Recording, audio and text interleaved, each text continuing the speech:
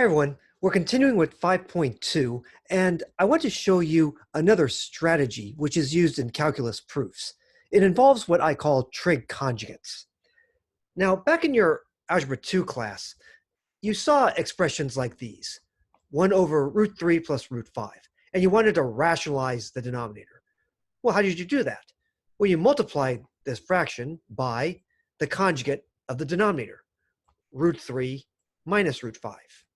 And you multiplied that on the top and on the bottom.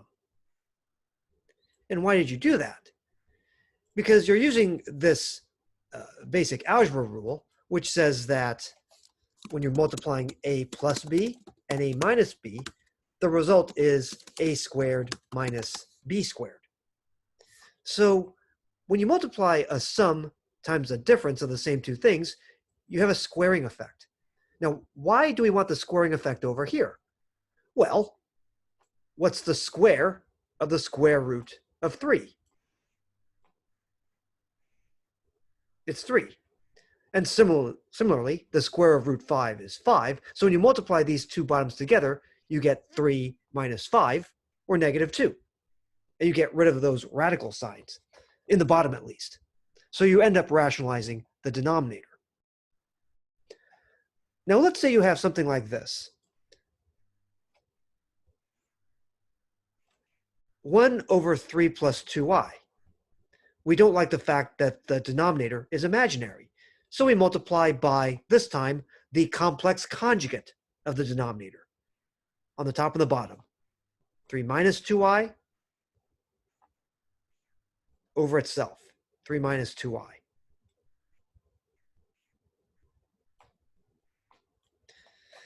And the reason is, again, because of this rule over here. And ultimately, it's because I squared is what? I squared is negative 1. And we end up, quote unquote, realizing the denominator. In particular, when we multiply these two bottoms together, 3 squared is 9, minus the square of 2i is 4i squared. So then we have 9. Okay, now negative 4i squared, that's negative 4 times negative 1. That flips over to a positive 4. And then 9 plus 4 ends up being 13. That's our new denominator, with this guy here as our numerator. So this idea of multiplying a sum or a difference by the corresponding difference or sum, we're exploiting this algebra rule here. Now, what about trig conjugates? Why do we like squares of trig functions? Because we can often use what kinds of identities if we're dealing with squares of trig functions? The Pythagorean identities. And again, this is a key reason why we see these a lot in calculus proofs. They often involve Pythagorean identities. So for example, let's verify that this left-hand side is equivalent to this right-hand side. Well, let's see. Secant of alpha minus tangent of alpha. I guess I could break these guys apart into fractions, but let's take a chance. Now, there is a risk to using trig conjugates. You're in danger of making something more complicated. But here, I think we're going to be fortunate. Because what is the trig conjugate of secant of alpha minus tangent of alpha? It's actually this guy, secant of alpha plus tangent of alpha. So it looks pretty fortuitous. Let's take the left-hand side. Okay. We multiply by 1 in the form of secant of alpha plus tangent of alpha, the trig conjugate of the bottom here, over itself. On the top, we get secant of alpha plus tangent of alpha. And on the bottom, because of this rule again, we get secant squared of alpha minus tangent squared of alpha. Now, if you're keeping your eye on the target is secant of alpha plus tangent of alpha, the numerator of what we have right now. So you're really, really hoping that this bottom is what? You're really hoping this bottom is 1. And that could be the case because these do form a pair of squared trig functions that we see in the Pythagorean identities. And the result could be 1. And in fact, this is equivalent to 1. Ignore domain problems for right now. Let's verify that. Now, you may know the key trig identity, Pythagorean identity we're going to use here in this form with alpha. Tangent squared of alpha plus 1 equals secant squared of alpha.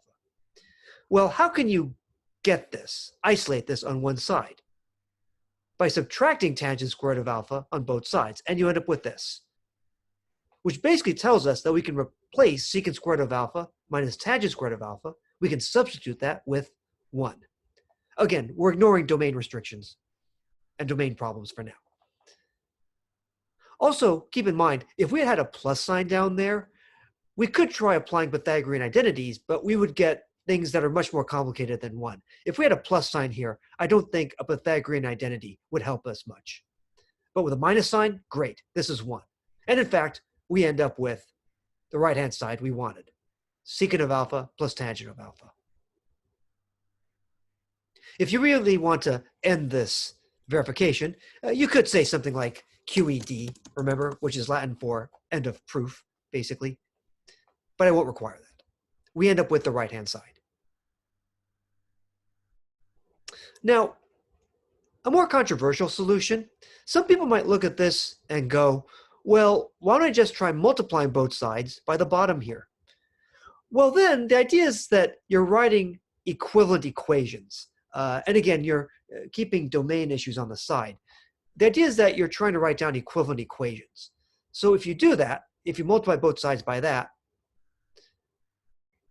you end up with this. And the right-hand side becomes that by the algebra rule. You could add tangent squared alpha to both sides to make it clearer that, yes, we do end up with a known Pythagorean identity. You could go even further and say, hey, tangent squared of alpha plus 1 is secant squared of alpha, and that's equal to itself.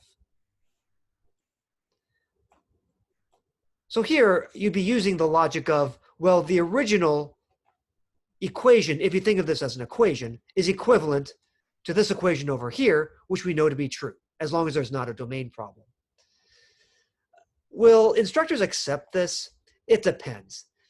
Some instructors may not like this very much, so you might be safer and better off doing what we usually do. Start on one side and end at the other side, just to be safe.